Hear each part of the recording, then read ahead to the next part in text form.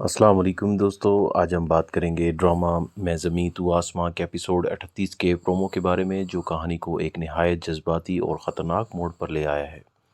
Promo دیکھ کر ایک بات تو واضح ہو جاتی ہے کہ اب یہ کہانی صرف محبت تک محدود نہیں رہی، بلکہ اعتماد، قربانی اور سچ کے امتحان کا وقت آ چکا ہے۔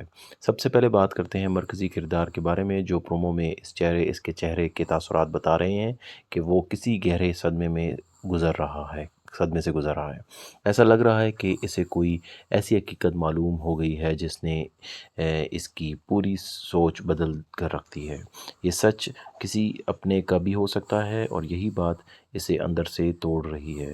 اب آتے ہیں ہیروئن کی طرف۔ ایپیسوڈ 38 کے پرومو میں وہ بے حد مضبوط مگر بے بس نظر آ رہی ہے۔ اس کی آنکھوں میں آنسو اور لہجے میں درد اور اس بات کی طرف اشارہ کرتا ہے کہ وہ کسی